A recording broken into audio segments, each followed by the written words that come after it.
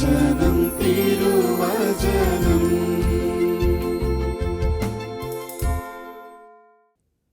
കർത്താവിൽ ഏറ്റവും പ്രിയപ്പെട്ടവരെ, ഇന്ന് നാം ചിന്തിക്കുക വിശുദ്ധ ഗ്രന്ഥത്തിൽ എനിക്ക് ഏറെ ഇഷ്ടമുള്ള ഒരു വ്യക്തിയെക്കുറിച്ചാണ് നാം സംസാരിക്കുക. വിശുദ്ധ ഗ്രന്ഥത്തിൽ ഒരു വ്യക്തി കർത്താവിൻ്റെ അനുഗ്രഹങ്ങൾ സ്വന്തമാക്കി. വലിയ മഹാത്മ്യങ്ങളൊന്നും അവൾക്കില്ല, എടുത്തു പറയത്തക്കതായ വലിയ പ്രൗഢിയോ ഒന്നും അവൾക്കില്ല. പക്ഷെ അവളുടെ ജീവിതത്തിൽ സ്വർഗം ഇടപെട്ടതിനെക്കുറിച്ച് നാം ചിന്തിക്കുകയാണ്. ആ വ്യക്തിയുടെ പേരാണ് റൂത്ത്. വിശുദ്ധ ഗ്രന്ഥത്തിൽ പഴയ നിയമഭാഗത്ത് ന്യായാധിപന്മാരുടെ പുസ്തകം കഴിഞ്ഞാൽ നാം കാണുന്ന ഒരു പുസ്തകമാണ്, ആകെ 4 അധ്യായങ്ങൾ അടങ്ങിയിരിക്കുന്ന ഒരു പുസ്തകമാണ് റൂത്തിൻ്റെ പുസ്തകം. റൂത്ത് സാർവത്രികമായ ദൈവത്തിൻ്റെ രക്ഷാകര പദ്ധതിയുടെ ഭാഗമായി മാറിയിരിക്കുന്ന ഒരു വ്യക്തിയാണ്. അതുമാത്രമല്ല, യേശുക്രിസ്തുവിൻ്റെ വംശാവലിയിൽ സ്ഥാനം പിടിച്ചിട്ടുള്ളവളിൽ റൂത്തിന് പ്രധാനപ്പെട്ട ദൗത്യമുണ്ട്. പ്രിയപ്പെട്ടവരെ, യഹൂദ വംശജയല്ലാത്തവളും മൊബാബി ഗണത്തിൽപ്പെട്ടവളുമായ റൂത്തിൻ്റെ പേരിലാണ് പഴയ നിയമത്തിലെ ഈ പുസ്തകം അറിയപ്പെടുക. വളരെ അസാധാരണമായൊരു കാര്യമാണ്. എന്നാൽ എന്തുകൊണ്ടാണ് അവൾ അങ്ങനെ ഒരു കാര്യത്തിന് പാത്രീഭൂതയായത് എന്ന് ചോദിച്ചാൽ, സുഹൃദിനിയും വിശ്വസ്തയുമായ റൂത്തിനെ ഇസ്രായേലിൻ്റെ ദൈവമായ കർത്താവ് അനുഗ്രഹിച്ചു. അപ്പോൾ അവരുടെ പ്രത്യേകത, അവൾ വളരെ സുഹൃതം നിറഞ്ഞവളായിരുന്നു. ഒരു വ്യക്തിയുടെ ജീവിതത്തിൽ പുണ്യങ്ങൾക്ക് വളരെ സ്ഥാനമുണ്ട്. പ്രിയപ്പെട്ടവരെ, ഒരു വ്യക്തിയുടെ ജീവിതത്തിലെ സുഹൃതങ്ങൾ അവളെ ദൈവ അനുഗ്രഹത്തിന് പ്രാപ്തരാക്കി മാറ്റും. അതുമാത്രമല്ല, അവൾ വിശ്വസ്തയുമായിരുന്നു. ഈ റൂത്തിൻ്റെ ഭർത്താവ് ഒരു ഇസ്രായേൽക്കാരനായിരുന്നു. ഭർത്താവ് മരിച്ചു കഴിഞ്ഞപ്പോൾ ഭർത്താവിൻ്റെ അമ്മയോട് കൂടെ പോയ ദേശം വിട്ട് തിരിച്ച് വീണ്ടും ബെത്ലഹേം നാട്ടിലേക്ക് തിരിച്ചു വന്ന് കഷ്ടതകളിലും വേദനകളിലുമെല്ലാം പങ്കുചേർന്ന് വിശ്വസ്തയായി നിന്നപ്പോൾ ദൈവം അവളെ ഒത്തിരി അനുഗ്രഹിച്ചു. സുഹൃതവും വിശ്വസ്തതയും, അതാണ് റൂത്തിൻ്റെ പ്രത്യേകത. ഇന്ന് കുടുംബജീവിതങ്ങൾ പലതും തകർന്നുകൊണ്ടിരിക്കുന്നു, ഡിവോഴ്സിൻ്റെ വക്കിലെത്തി നിൽക്കുന്നു. പലർക്കും ജീവിത പങ്കാളിയെ സ്വീകരിക്കാൻ പറ്റുന്നില്ല.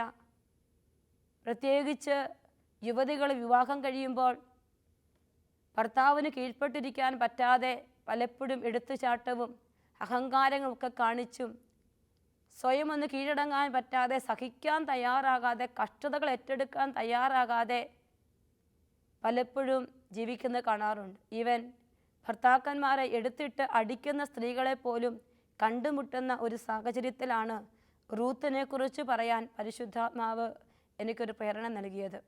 പ്രിയപ്പെട്ടവരെ, അവൾ മരിച്ചുപോയ തൻ്റെ ഭർത്താവിൻ്റെ ബന്ധുവും സമ്പന്നനുമായ ബോവാസിൻ്റെ ഭാര്യയായി പിന്നീട് അങ്ങ് ജീവിക്കാൻ തുടങ്ങുകയാണ്.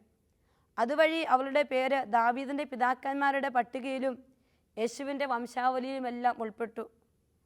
ദൈവത്തിൻ്റെ രക്ഷാകര പദ്ധതിയെ വിളിച്ചോതുന്ന ഈ വിശുദ്ധ ഗ്രന്ഥത്തിൽ, റൂത്തിൻ്റെ ഈ പുസ്തകത്തിൽ, പ്രിയപ്പെട്ട മക്കളെ, റൂത്തിൻ്റെ അമ്മായിയമ്മയുടെ പേര് നവോമി എന്നാണ്. അതിൻ്റെ അർത്ഥം സന്തുഷ്ട എന്നാണ്. അപ്പൻ്റെ പേര് എലിമെലക്ക് എന്നാണ്. അദ്ദേഹം ഇസ്രായേൽക്കാരനായിരുന്നു. അപ്പോൾ ദൈവം ഈ ജനത്തെ, ന്യായാധിപന്മാരുടെ ഭരണകാലത്ത് നാട്ടിൽ വലിയ ക്ഷാമമുണ്ടായിരിക്കുന്ന കാലഘട്ടമാണ്. അന്ന് യൂദയായിലെ ബെത്ലഹേമിൽ താമസിക്കുന്ന ഈ എലിമെലക്കും ഈ നവോമിയും മക്കളും വിചാരിച്ചു, ഈ ക്ഷാമത്തിൽ ഇവിടെ ജീവിക്കുന്നത് ശരിയല്ല. അനേകം ജനതകൾ ആ ദേശത്തിൻ്റെ കഷ്ടപ്പാടുകളിൽ പങ്കുചേർന്ന് അവിടെ ജീവിക്കുമ്പോൾ എലിമെലക്കും നവോമിയും മക്കളും കൂടി അവിടെ നിന്ന് മൊബാബിയുടെ ദേശത്തേക്ക് അവർ യാത്ര പുറപ്പെട്ടു. അവിടെ ബെത്ലഹേമിൽ നിന്നുള്ള അവർ മൊബാബിൽ ചെന്ന് താമസമാക്കി മക്കളെ മൊബാബി സ്ത്രീകളെ കൊണ്ട് വിവാഹം കഴിപ്പിച്ചു. 10 വർഷത്തോളം അവർ അവിടെ കഴിഞ്ഞപ്പോൾ, അങ്ങനെ ഇരിക്കുമ്പോൾ ഭർത്താവും മരിച്ചു, മക്കൾ 2 പേരും മരിക്കാനിടയായി. നവോമിക്ക് ആകെ ഉള്ളത് 2 മരുമക്കൾ മാത്രമാണ്. അപ്പോൾ തൻ്റെ ജീവിതത്തിൽ, അപ്പോൾ ആ ദേശം മുഴുവൻ ദുരിതങ്ങളും കഷ്ടതകളുമായി അവരുടെ ജീവിതം ഇങ്ങനെ തകർന്നു നിൽക്കുമ്പോൾ, ഒറ്റപ്പെട്ടു നിൽക്കുമ്പോൾ കൈപ്പാർന്ന അനുഭവങ്ങളിലൂടെ സന്തുഷ്ട എന്ന് പേരുള്ള നവോമി യാത്ര ചെയ്യാൻ തുടങ്ങിയപ്പോൾ അവൾ തിരിച്ചറിഞ്ഞു, ബെത്ലഹേമിൽ അതാ വീണ്ടും വലിയ സമ്പത്തും സമൃദ്ധിയും ദൈവം കൊടുത്തിരിക്കുന്നു. അതാണ് റൂത്തിൻ്റെ പുസ്തകം 1-ാം അധ്യായം 6-ാമത്തെ വചനത്തിൽ നാം കാണുക. കർത്താവ് തൻ്റെ ജനത്തെ ഭക്ഷണം നൽകി അനുഗ്രഹിക്കുന്നു എന്ന് കേട്ട് നവോമി മരുമക്കളോടുകൂടെ മൊബാബിൽ നിന്ന് തിരികെ പോകാൻ ഒരുങ്ങി. അപ്പോൾ തിരികെ പോകാനായിട്ട് അവൾ തീരുമാനിച്ചു കഴിഞ്ഞു. ഈ വചനഭാഗം വായിക്കുമ്പോൾ മനസ്സിലൂടെ ഇങ്ങനെ ഒരു ചിന്ത കടന്നു പോവുകയാണ്. സ്വർഗം നമ്മുടെ ജീവിതത്തിൽ അനുവദിക്കുന്ന സന്തോഷങ്ങൾക്കിടയിലും സങ്കടങ്ങൾക്കിടയിലും അവൻ്റെ കരത്തിൻ്റെ കീഴിൽ ഞാനും നിങ്ങളും നിന്നാൽ സങ്കടത്തിന് ശേഷം അനുഗ്രഹത്തിൻ്റെ സമൃദ്ധി നമ്മളെ തേടിയെത്തും. ബെത്ലഹേംകാരൻ അവിടെ ദുരിതം വന്നപ്പോൾ ഓടി ഒളിച്ചു. ഇതാ വീണ്ടും അവിടെ സമൃദ്ധി വരുമ്പോൾ എല്ലാം നഷ്ടപ്പെട്ട് അവൻ തിരിച്ചു വരികയാണ്. പ്രിയപ്പെട്ട ദൈവമക്കളെ, ഇന്ന് പല ജീവിതങ്ങളും മുന്നിൽ വലിയ പച്ചപ്പ് കണ്ട് അത് ചെയ്യാം, ആ ബിസിനസ് ചെയ്യാം, ആ ജോലിക്ക് പോകാം, ആ ദേശത്തേക്ക് പോകാം, ഈ ദേശത്തേക്ക് പോകാം എന്ന് ആഗ്രഹിച്ച് പ്ലാനുകൾ തയ്യാറാക്കുമ്പോൾ ദൈവത്തോട് ആലോചന ചോദിക്കാൻ മറന്നുപോകും. എലിമലക്കും നവോമിയും ദൈവത്തോട് ആലോചന ചോദിക്കാൻ മറന്നതുകൊണ്ട് അവർക്ക് ഒന്നും മിച്ചം പിടിക്കാൻ പറ്റിയില്ല, ഒന്നും കൂടുതലായിട്ട് കിട്ടിയില്ല. പകരം എല്ലാം നഷ്ടപ്പെട്ട് അവർ വീണ്ടും തിരിച്ചു വരുന്നതാണ് നമ്മൾ വചനത്തിൽ കാണുക. ഈ റൂത്തിൻ്റെ മരുമക്കളിൽ 2 പേരിൽ ഒരാൾ റൂത്താണ്. റൂത്തും ഒഹോലിബയും കൂടി അമ്മയുടെ കൂടെ പോകാൻ ഒരുങ്ങുമ്പോൾ അമ്മ മരുമക്കളോട് പറഞ്ഞു, നിങ്ങളുടെ മാതൃഭവനങ്ങളിലേക്ക് മടങ്ങിപ്പോകുവിൻ. മരിച്ചവരോടും എന്നോട് നിങ്ങൾ കരുണ കാണിച്ചു, കർത്താവ് നിങ്ങളോട് കരുണ കാണിക്കട്ടെ. വീണ്ടും വിവാഹം ചെയ്ത് കുടുംബജീവിതം നയിക്കാൻ കർത്താവ് നിങ്ങളെ അനുഗ്രഹിക്കട്ടെ. അവൾ അവരെ ചുംബിച്ചു. അവർ പൊട്ടിക്കരഞ്ഞു. അവർ പറഞ്ഞു, ഞങ്ങൾ പോകുന്നില്ല, അമ്മയുടെ ആടുകളുടെ അടുക്കലേക്ക് ഞങ്ങളും വരുന്നു. എന്നാൽ നവോമി വീണ്ടും വീണ്ടും അവരെ നിർബന്ധിച്ചപ്പോൾ ഒരവൾ മടങ്ങിപ്പോകാൻ തീരുമാനിക്കുകയാണ്. അപ്പോൾ അവൾ മടങ്ങിപ്പോവുകയും റൂത്ത് എന്ന് പറയുന്ന മരുമകൾ മാത്രം മടങ്ങിപ്പോകാതെ അമ്മയുടെ കൂടെ നിൽക്കാൻ തീരുമാനിച്ചു. അതാണ് നമ്മളിവിടെ കാണുക. 1-ാം അധ്യായം 14-ാമത്തെ വചനത്തിൽ കാണും, ഓർഫ അമ്മായിയമ്മയെ ചുംബിച്ച് വിട വാങ്ങി, റൂത്ത് അവളെ പിരിയാതെ നിന്നു. പ്രിയപ്പെട്ട ദൈവമക്കളെ, ഇവിടെയാണ് യൂത്തിൻ്റെ 1-ാമത്തെ സുഹൃതം വെളിപ്പെടുക. തൻ്റെ അമ്മായിയമ്മയുടെ കഷ്ടപ്പാടിൽ എറിഞ്ഞു കളയാതെ ഒറ്റപ്പെടുത്താതെ ദാമ്പത്യ ജീവിതത്തിൽ വിശ്വസ്തയോടെ നിന്ന് അവൾ അമ്മായിമ്മയുടെ കൂടെ യാത്ര ചെയ്യുകയാണ്. ഇവിടെ അതിന് യാത്ര ചെയ്യാനുള്ള കാരണം എന്താണ്? വിവാഹം കഴിച്ചു വന്നപ്പോൾ അവൾക്ക് നവോമി അമ്മായിയമ്മയല്ല, പകരം സ്വന്തം അമ്മയായി മാറി. സ്വന്തം അമ്മയുടെ കണ്ണുനീരിൻ്റെ മുമ്പിൽ അവൾ തൻ്റെ ജീവിതത്തെ മറന്നു കഴിഞ്ഞു. നവോമിയുടെ കണ്ണുനീരിൻ്റെ മുമ്പിൽ റൂത്ത് സ്വയം മറന്നു. താൻ ചെറുപ്പമാണ്, മറ്റൊരു വിവാഹം കഴിച്ച് എനിക്കിനിയും ജീവിക്കാം, എൻ്റെ ദേശത്ത് എനിക്ക് ആയിരിക്കാം, ഞാൻ എൻ്റെ ദേശം വിട്ടു പോകേണ്ടതില്ല. അവൾക്കൊരുപാട് പിതൃഭവനത്തിൻ്റെ അനുഗ്രഹങ്ങൾ കിട്ടും അവളെ ദേശത്തായിരുന്നാൽ. പക്ഷേ അവൾ ചിന്തിച്ചു, എൻ്റെ അമ്മ. ഇന്ന് പല ജീവിതങ്ങളിലും പല പെൺമക്കളുടെയും ജീവിതങ്ങളിൽ നമുക്ക് കാണാൻ പറ്റും, ഒത്തിരി കുറവുള്ള അമ്മായിമാരുണ്ട്. പക്ഷേ അവർക്കാർക്കും അവരെ ചങ്കിനോട് ചേർത്ത് പിടിക്കാൻ മരുമക്കൾക്ക് സാധിക്കാതെ പോകുമ്പോൾ കുടുംബം ഇങ്ങനെ പൊട്ടി പോകും നമുക്ക് കാണാൻ പറ്റും. അപ്പോൾ ഇവിടെ ഈ വചനം നമ്മൾ മറന്നു പോകരുത്. ഓർപ്പ അമ്മായിയമ്മയെ ചുംബിച്ച് വിടവാങ്ങി, റൂത്ത് അവളെ പിരിയാതെ നിന്നു. വീണ്ടും നമ്മൾ കാണുകയാണ്, നവോമി പറഞ്ഞു, നിന്റെ സഹോദരി ചാർച്ചക്കാരുടെയും ദേവന്മാരുടെ അടുത്തേക്ക് മടങ്ങിപ്പോയല്ലോ, അവളെപ്പോലെ നീയും പോകുക. റൂത്ത് പറഞ്ഞു, അമ്മയെ ഉപേക്ഷിക്കാനോ കൂടെ പോകാതിരിക്കാനോ എന്നോട് പറയരുത്. അമ്മ പോകുന്നിടത്ത് ഞാനും വരും, വസിക്കുന്നിടത്ത് ഞാനും വസിക്കും. അമ്മയുടെ ചാർച്ചക്കാർ എൻ്റെ ചാർച്ചക്കാരും അമ്മയുടെ ദൈവം എൻ്റെ ദൈവവുമായിരിക്കും. പ്രിയപ്പെട്ട മക്കളെ, ഇന്ന് കുടുംബജീവിതത്തിലെ ഓരോ പെൺകുട്ടികളും, വിവാഹം കഴിച്ച് അയക്കപ്പെടുന്ന ഓരോ പെൺകുട്ടികളും മനസ്സിൽ ചേർത്ത് വെക്കേണ്ട വചനമാണിത്. അതുപോലെ തന്നെ പെൺകുട്ടികളെ പറഞ്ഞയക്കുന്ന അമ്മമാർ ഈ വചനം ശ്രദ്ധിക്കണം.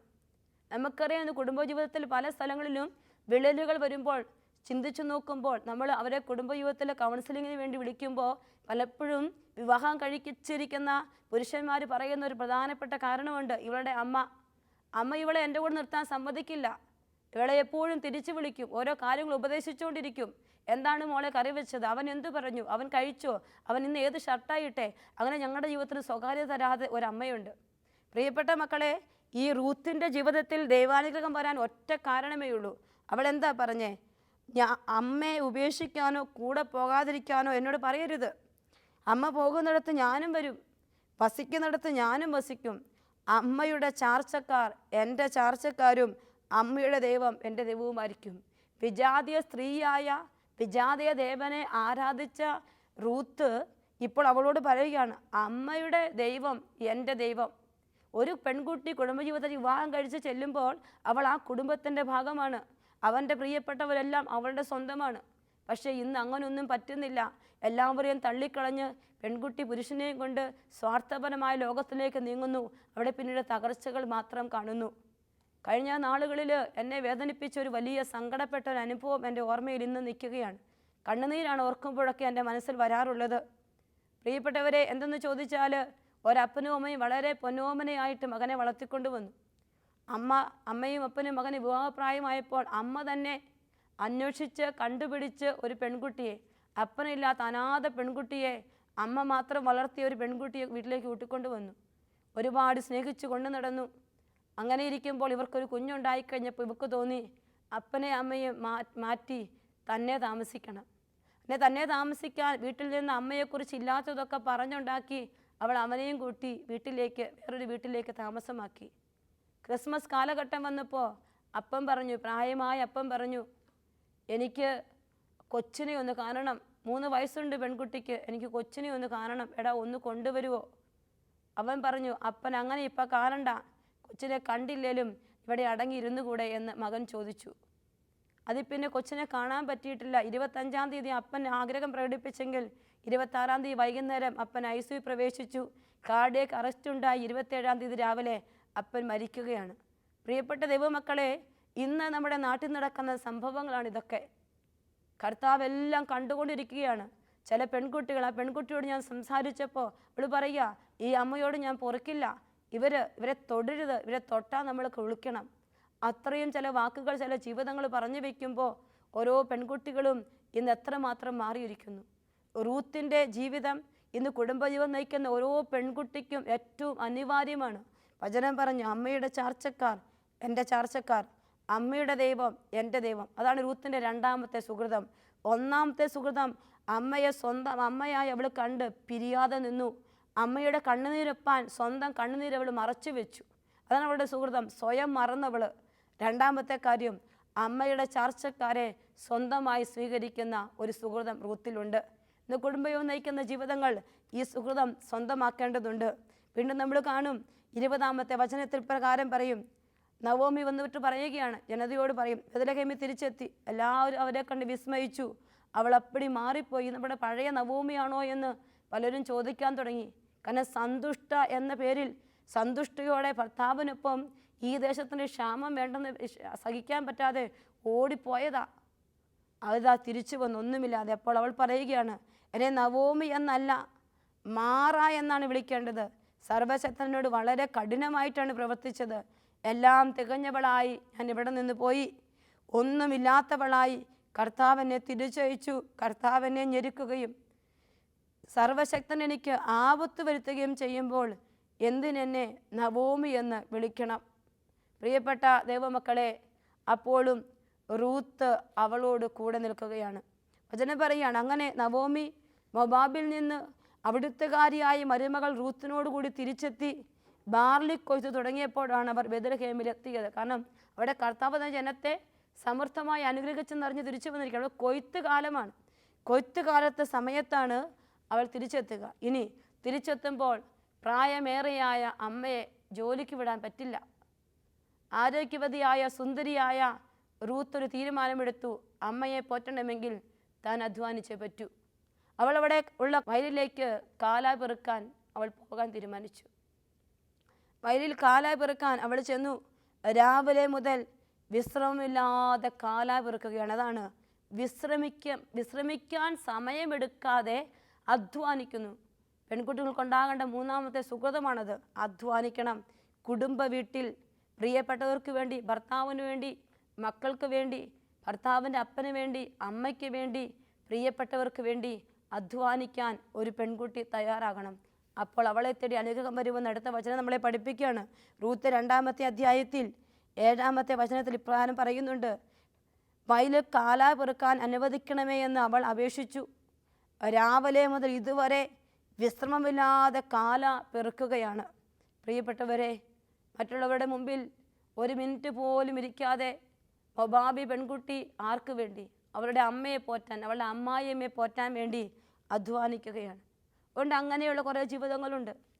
കല്യാണം കഴിച്ച് വന്ന നാൾ മുതൽ വർഷങ്ങളായിട്ട് അമ്മായിയമ്മ കിടന്ന കിടപ്പിലാണ്.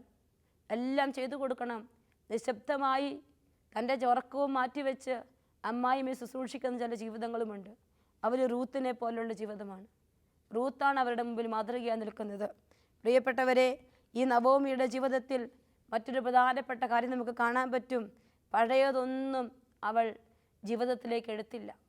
ഇവിടെ വന്നപ്പോൾ അവൾക്ക് ദൈവം യഹോവയാ. അവൾക്ക് വിജാതീയ ദേവന്മാരാരുമല്ല. പഴയതൊന്നും അവൾ എടുത്തില്ല. ചില പെൺകുട്ടികൾ പറയും, എൻ്റെ വീട്ടിൽ ഞാൻ ഇന്ന കാറില്ല പോയിക്കൊണ്ടിരുന്നത്, ഇവിടെ ഇന്ന കാറില്ല, ഇവിടെ കാറൊന്നുമില്ല. ഇവിടെ പഴയതൊക്കെ എടുത്തു പെറുക്കുന്ന ഒരു ജീവിതം റൂത്തിനില്ല. ഈ ബൈബിൾ ഭാഗം മുഴുവൻ നമ്മൾ വായിച്ച് കടന്നു പോകുമ്പോൾ അവളുടെ ജീവിതത്തിൽ നമുക്ക് വ്യക്തമായി കാണാൻ പറ്റുന്നൊരു കാര്യമുണ്ട്. അവൾ ഒന്നും പഴയതെടുത്തു വെച്ചതായിട്ടോ തിരിച്ചു പോകാമെന്നോ ഒരിക്കൽ പോലും റൂത്ത് ചിന്തിച്ചിട്ടില്ല. ഒരിക്കൽ പോലും റൂത്ത് ചിന്തിച്ചതായി വചനത്തിൽ വായിച്ച് കേൾക്കുന്നില്ല. ഇന്ന് ഒന്ന് പറഞ്ഞ് രണ്ടാമത്തേതിന് വീട്ടിൽ നിന്ന് ഇറങ്ങിപ്പോകുന്ന അനേകം ജീവിതങ്ങളെ നാം കണ്ടുമുട്ടുമ്പോൾ, പ്രിയപ്പെട്ട ദൈവമക്കളെ, ഈ കാലഘട്ടത്തിൽ റൂത്തിൻ്റെ പുസ്തകം നമ്മുടെ ഓരോരുത്തരുടെയും കുടുംബജീവിതങ്ങൾക്ക് അനിവാര്യമാണ്. ഒന്ന് പറഞ്ഞ് രണ്ടാമത്തേന് ഇറങ്ങിപ്പോയി. രാത്രികളിൽ പിന്നെ അപ്പനും അമ്മയും കരയുന്നു, വിളിക്കുന്നു, ഭർത്താവ് തേടി ഇറങ്ങിപ്പോകുന്നു. എന്തെല്ലാം ജീവിതങ്ങളാണ് നാം കണ്ടുമുട്ടുക. അപ്പോൾ വചനം പറയുകയാണ്, 11-ാമത്തെ വചനം, ബോവാസിൻ്റെ വയലിലാണ് അവൾ പോയി കാല പെറുക്കുന്നത്. ബോവാസ് പറഞ്ഞു, ഭർത്താവിൻ്റെ മരണത്തിനു ശേഷം നീ അമ്മായിയമ്മയ്ക്ക് വേണ്ടി ചെയ്തതും മാതാപിതാക്കളെയും സ്വദേശത്തെയും വിട്ട് അപരിചിതരായ ജനത്തിൻ്റെ ഇടയിൽ വന്നതുമെല്ലാം എനിക്കറിയാം. നിന്റെ പ്രവൃത്തികൾക്ക് കർത്താവ് പ്രതിഫലം നൽകും. നീ അഭയം പ്രാപിച്ചിരിക്കുന്ന ഇസ്രായേലിൻ്റെ ദൈവമായ കർത്താവ് നിന്നെ സമൃദ്ധമായി അനുഗ്രഹിക്കും. ഒരനുഗ്രഹമാണ് ബോവാസ് കൊടുക്കുക. അവൾക്ക് കിട്ടുന്ന ഈ ഇസ്രായേൽ ദേശത്ത് വന്നപ്പോൾ ഏറ്റവും ആദ്യം കിട്ടിയ അനുഗ്രഹം അതാണ്. നീ അഭയം പ്രാപിച്ചിരിക്കുന്ന കർത്താവ്, ഇസ്രായേലിലെ ദൈവമായ കർത്താവ് നിന്നെ സമൃദ്ധമായി അനുഗ്രഹിക്കും. നിന്റെ പ്രവൃത്തികൾക്ക് പ്രതിഫലം നൽകും. പ്രിയപ്പെട്ടവരെ, പുതിയതായി വിവാഹ ജീവിതത്തിലേക്ക് പ്രവേശിക്കുന്ന പെൺകുട്ടികൾ ഇക്കാര്യം ചിന്തിക്കണം. നീ അഭയം പ്രാപിച്ചിരിക്കുന്ന കർത്താവിലാണ്. നീ ഇവിടെ ചെയ്യുന്ന ഓരോ കാര്യങ്ങൾക്കും ദൈവം നിനക്ക് പ്രതിഫലം നൽകും. ഈ കുടുംബം നിനക്ക് അപരിചിതമായിരുന്നു, പക്ഷെ നീ ഇവിടെ ചെയ്യുന്ന ഓരോ കാര്യങ്ങൾക്കും കർത്താവ് നിനക്ക് പ്രതിഫലം നൽകും. കർത്താവ് നിൻ്റെ ജീവിതത്തിൽ ഇടപെടും. പിന്നീട് നമ്മൾ അങ്ങോട്ട് കാണുകയാണ്, ബോവാസ് അവളോട് വലിയ കരുണ കാണിക്കുന്നു, ദയ കാണിക്കുന്നു. ബോവാസ് പറഞ്ഞു, ഭൃത്യനോട് പറഞ്ഞു, അവൾ കാല പെറുക്കാൻ എഴുന്നേറ്റപ്പോൾ ബോവാസ് ഭൃത്യനോട് പറഞ്ഞു, 15-ാമത്തെ വചനം, അവൾ കറ്റകളുടെ ഇടയിൽ നിന്നും ശേഖരിച്ചു കൊള്ളട്ടെ, അവളെ ശകാരിക്കരുത്. കറ്റകളിൽ നിന്ന് കുറേശ്ശെ വലിച്ചൂരി അവൾക്ക് പെറുക്കാനിടണം, അവളെ ശാസിക്കരുത്. എന്നിട്ട് 17-ാമത്തെ വചനം, രാവിലെ മുതൽ വിശ്രമമില്ലാതെ അധ്വാനിച്ചിട്ട് അങ്ങനെ അവൾ സന്ധ്യ വരെ കാല പെറുക്കി. മെതിച്ചപ്പോൾ ഏകദേശം ഒരേഫ ബാർലി ഉണ്ടായിരുന്നു. അവൾ അതെടുത്തുകൊണ്ടുവന്ന് നഗരത്തിലേക്ക് പോയി. താൻ ശേഖരിച്ച ധാന്യം അമ്മായിയമ്മയെ കാണിച്ചു. ബാക്കി വന്ന ആഹാരം അവൾക്ക് കൊടുക്കുകയും ചെയ്തു. പ്രിയപ്പെട്ടവരെ, അമ്മയെ സ്നേഹിക്കുന്ന ഒരു മരുമകളെ കാണാൻ പറ്റും. അമ്മായിയമ്മയെ സ്നേഹിക്കുന്ന ഒരു മരുമകളെ നമ്മൾ കാണുകയാണ്. റൂത്തിൻ്റെ ജീവിതത്തിലെ മറ്റൊരു വലിയ പ്രത്യേകത എന്ന് പറയുക പൂർണ്ണ വിശ്വാസത്തോടെ ഒരു ജീവിതമാണ്. റൂത്തിൻ്റെ മുമ്പിൽ ഒന്നുമില്ല. അവൾക്കറിയില്ല ഇവിടെ അമ്മായിമ്മയുടെ കൂടെ വരുമ്പോൾ അവൾക്കൊരു കുടുംബജീവിതം ഉണ്ടെന്ന് അവൾ സ്വപ്നം പോലും കണ്ടിട്ടില്ല. പക്ഷേ നമുക്കറിയാം, ഹെബ്രായർക്ക് എഴുതിയ ലേഖനം 11-ാമത്തെ അധ്യായത്തിൽ വിശ്വാസത്തെക്കുറിച്ച് വചനം പറഞ്ഞു വെച്ചിട്ട് ഒരു കാര്യം പറയുന്നുണ്ട്. മുന്നിൽ കണ്ടുകൊണ്ട് ഓടേണ്ടതിനെക്കുറിച്ച് പൗലോസ്ലീഹ നമ്മളെ പഠിപ്പിക്കുന്നുണ്ട്. ഹെബ്രായ ലേഖനത്തിൽ ലേഖനകർത്താവ് പറയുന്നത് മുഴുവൻ കർത്താവിനെ മുന്നിൽ കണ്ട് ഓടുന്നതിനെക്കുറിച്ചാണ്. കർത്താവിനെ മുന്നിൽ കണ്ട് ഓടാൻ തുടങ്ങുമ്പോൾ ഓരോ ജീവിതങ്ങൾക്കും ദൈവം തരുന്ന വലിയ അനുഗ്രഹങ്ങളുടെ വെളിച്ചത്തിൽ നമ്മൾ ഇപ്രകാരം കാണും. 11-ാം അധ്യായത്തിൽ വിശ്വാസമെന്നത് പ്രത്യാശിക്കുന്നത് ലഭിക്കുമെന്ന ഉറപ്പും കാണപ്പെടാത്തത് ഉണ്ട് എന്ന ബോധ്യവുമാണ്. ഇതുമൂലമാണ് പൂർവികന്മാർ അംഗീകാരത്തിന് അർഹരായത്. ഈ വചനമാണ് ശ്രദ്ധിക്കേണ്ടത്. 11:2 അവസാനം, ഇതുമൂലമാണ് പൂർവികന്മാർ അംഗീകാരത്തിന് അർഹരായത്. പ്രിയപ്പെട്ട ദൈവമക്കളെ, ഇന്ന് വിശ്വാസത്തിൽ നീ ജീവിക്കാൻ തുടങ്ങുമ്പോൾ നിന്റെ ജീവിതം വരും തലമുറകളിൽ അംഗീകാരത്തിന് കാരണമായി മാറും. ഇന്നും കാലങ്ങൾ പിന്നിടുമ്പോഴും വിശുദ്ധ ഗ്രന്ഥത്തിൽ റൂത്തിന് സ്ഥാനം പിടിക്കാൻ പറ്റിയിട്ടുണ്ടെങ്കിൽ യൂത്തിന് അഗാധമായ വിശ്വാസം. ഒന്നും പ്രതീക്ഷിക്കാനില്ലാത്തപ്പോഴും അമ്മായിയമ്മയുടെ ദൈവത്തെ സ്വന്തം ദൈവമായി കണ്ട് സുഹൃത്തത്തോടെ ജീവിക്കാൻ തുടങ്ങിയപ്പോൾ അവൾക്ക് അഗാധമായ വിശ്വാസം കിട്ടി. വീണ്ടും നമ്മൾ കാണും 3-ാമത്തെ അധ്യായത്തിൽ ബോവാസിൻ്റെ മെതിക്കളത്തിലേക്ക് അമ്മായിമ്മ പറഞ്ഞത് പ്രകാരം അവൾ പോവുകയാണ്. അപ്പോൾ 3-ാമത്തെ അധ്യായം 1-ാം വചനം, അനുഗ്രഹം തുടങ്ങി അവളുടെ ജീവിതത്തിലേക്ക്. നവോമി റൂത്തിനോട് പറഞ്ഞു, മകളെ, സന്തുഷ്ടമായ കുടുംബജീവിതത്തിൽ നിന്നെ പ്രവേശിപ്പിക്കുക എൻ്റെ കടമയല്ലേ? നീ ആരുടെ ദാസികളുമൊത്ത് ജോലി ചെയ്യുന്നുവോ ആ ബോവാസ് നമ്മുടെ ബന്ധുവാണല്ലോ. മെതിക്കളത്തിൽ ബാർലി പാറ്റുന്നതിന് അവൻ ഇന്ന് രാത്രി വരുന്നുണ്ട്. നീ കുളിച്ച് തൈലം പൂശി ഏറ്റവും നല്ല വസ്ത്രം ധരിച്ച് മെതിക്കളത്തിൽ ചെല്ലണം. അവൻ്റെ അത്താഴം കഴിയുന്നവരെ അവൻ നിന്നെ തിരിച്ചറിയിടയാകരുത്. അവൻ ഉറങ്ങാൻ കിടക്കുന്ന സ്ഥലം നോക്കി വെക്കണം. പിന്നീട് നീ ചെന്ന് അവൻ്റെ കാലിൽ നിന്ന് പുതപ്പ് മാറ്റി അവിടെ കിടക്കണം. പ്രിയപ്പെട്ടവരെ, അമ്മായിയമ്മയെ സ്നേഹിച്ച മരുമകൾക്ക് അമ്മായിയമ്മ തന്നെ അനുഗ്രഹത്തിന് വഴി പറഞ്ഞു കൊടുക്കുകയാണ്. അങ്ങനെ അവൾ ചെയ്തു. അവൾ അന്ന് രാത്രി അവൻ്റെ കാൽക്കൽ പോയി കിടന്നു. പുതപ്പ് മാറ്റി അവിടെ കിടന്നപ്പോൾ 10-ാമത്തെ വചനത്തിൽ അവൻ മറുപടി പറഞ്ഞു, മകളെ, കർത്താവ് തന്നെ അനുഗ്രഹിക്കട്ടെ. ഈ ഇപ്പോൾ കാണിച്ചിരിക്കുന്ന ഔദാര്യം ആദ്യത്തേതിലും വലുതാണ്. യുവാക്കന്മാരെ ദരിദ്രരോ ധനികരോ ആകട്ടെ, തേടാതെ നീ എൻ്റെ അടുക്കലേക്ക് വന്നല്ലോ. മകളെ, ഭയപ്പെടേണ്ട. നീ ആവശ്യപ്പെടുന്ന എന്തും ഞാൻ നിനക്ക് ചെയ്തു തരാം. നീ ഒരു ഉത്തമ സ്ത്രീയാണെന്ന് നഗരത്തിലെ എല്ലാ പരിചയക്കാർക്കെല്ലാം അറിയാം. പ്രിയപ്പെട്ടവരെ, അന്യദേശത്ത്, അറിവില്ലാത്ത സ്ഥലത്ത്, പരിചയമില്ലാത്ത ദേശത്ത് വന്ന് അമ്മായിമ്മയ്ക്ക് വേണ്ടി അധ്വാനിച്ച് ത്യാഗം ചെയ്തപ്പോൾ ജനതകൾ മുഴുവൻ അവളെക്കുറിച്ച് പറഞ്ഞു, നീ ഒരു ഉത്തമ സ്ത്രീയാണ് എന്ന്. ഇന്ന് കുടുംബജീവൻ നയിക്കുന്ന ഓരോ ജീവിതങ്ങളും സ്വയം പരിശോധിക്കണം. ഉത്തമമായൊരു ജീവിതം നയിക്കാൻ നിനക്ക് പറ്റുന്നുണ്ടോ? നിന്റെ കെട്ടിച്ചുവിട്ട കുടുംബജീവിതത്തിൽ നിനക്ക് ജീവിക്കാൻ പറ്റുന്നുണ്ടോ? വലിയ സ്വഭാവ മൂല്യമുള്ള അവൾ തൻ്റെ ജീവിതം കർത്താവിന് മുമ്പിൽ സമർപ്പിച്ചപ്പോൾ അധ്വാനിക്കാൻ അവൾ മറന്നില്ല. ഉത്തരവാദിത്വം അവൾ ഏറ്റെടുത്തു. അവളുടെ ജീവിതത്തിൽ രക്ഷ ആസന്നമായി. കർത്താവ് അവൾക്ക് പിതൃസ്വത്തിൽ നിന്ന് കിട്ടാവുന്നതിൻ്റെ ഇരട്ടി ബോവാസിൻ്റേത് മുഴുവൻ അവൾക്ക് കൊടുത്തു. അവൾ ബോവാസിൻ്റെ ഭാര്യയായി മാറിയതായി വചനം പറഞ്ഞു വെക്കുകയാണ്. പ്രിയപ്പെട്ടവരെ, 17-ാമത്തെ വചനത്തിൽ ഇപ്രകാരം എഴുതിയിരിക്കുന്നു, അയൽക്കാരായ സ്ത്രീകൾ നവോമിക്ക് ഒരു പുത്രൻ ജനിച്ചിരിക്കുന്നെന്ന് പറഞ്ഞു ഓബദ് എന്ന് അവന് പേരിട്ടു. ആരാണ്? റൂത്തിൻ്റെ മകൻ്റെ പേരാണ് ഓബദ്. അവൻ ദാവീദിൻ്റെ പിതാവായ ജസയുടെ പിതാവാണ്. വചനം ഇത് വായിക്കുമ്പോൾ ചങ്കിൽ എഴുതി വെക്കണം. ജസയുടെ പിതാവായ ഓബദിന് ജന്മം കൊടുത്തത് വിജാതീയ സ്ത്രീയായ റൂത്ത് അമ്മായിമ്മയ്ക്ക് വേണ്ടി ചെയ്തു കൊടുത്ത സമർപ്പണത്തിന് സ്വർഗം കൊടുത്ത അനുഗ്രഹം. അവൻ്റെ ജീവിതത്തിൽ ഓബദ് ജസയുടെയും ജസെ ദാവീദിൻ്റെയും പിതാവാണ് എന്ന്. ദാവീദിൻ്റെ വംശത്തിൽ നിന്നാണ് യേശുക്രിസ്തു ജന്മമെടുത്തത്. പ്രിയപ്പെട്ട ദൈവമക്കളെ, ഞാനും നിങ്ങളും ത്യാഗങ്ങൾ ഏറ്റെടുക്കുമ്പോൾ രക്ഷാകര പദ്ധതിയിൽ പങ്കുചേരാൻ സ്വർഗം കൃപ തരികയാണെന്ന് മറന്നു പോകാതെ ത്യാഗങ്ങൾ ഏറ്റെടുത്ത് ഏൽപ്പിച്ചിരിക്കുന്ന സ്ഥലത്തേക്ക് വിശ്വസ്തയോടെ ജീവിക്കാൻ തുടങ്ങിയാൽ, സുഹൃതങ്ങൾ വ്യാപരിക്കാൻ തുടങ്ങിയാൽ ഈശോ നിന്നെ അനുഗ്രഹിക്കും. അതിനുള്ള കൃപ നമുക്ക് ചോദിച്ച് പ്രാർത്ഥിക്കാം. കർത്താവേ, ഞങ്ങളുടെ ഓരോരുത്തരുടെയും ജീവിതങ്ങളെ സമർപ്പിക്കുന്നു. ഈ ലോകത്ത് ഞങ്ങളായിരിക്കുമ്പോൾ കഷ്ടതകളും ക്ലേശങ്ങളും ഒക്കെ ഏറ്റെടുത്ത് സുഹൃതം നിറഞ്ഞ ജീവിതത്തോടെ വിശ്വസ്ത പുലർത്തി ജീവിച്ച് എൻ്റെ രക്ഷാകര പദ്ധതിയിൽ പങ്കുചേരാൻ കർത്താവെ ഓരോ ജീവിതങ്ങളെയും അനുഗ്രഹിക്കണമേ എന്ന് പ്രാർത്ഥിക്കുന്നു. എല്ലാ ജീവിതങ്ങൾക്കും കൃപ കൊടുക്കണമെന്ന് പ്രാർത്ഥിക്കുന്നു. കുടുംബിനികളായ ഓരോ വ്യക്തികളെയും അനുഗ്രഹിക്കണമെന്ന് പ്രാർത്ഥിക്കുന്നു. നിത്യം പിതാവും പുത്രനും പരിശുദ്ധാത്മാവുമായ സർവേശ്വര, ആമേൻ.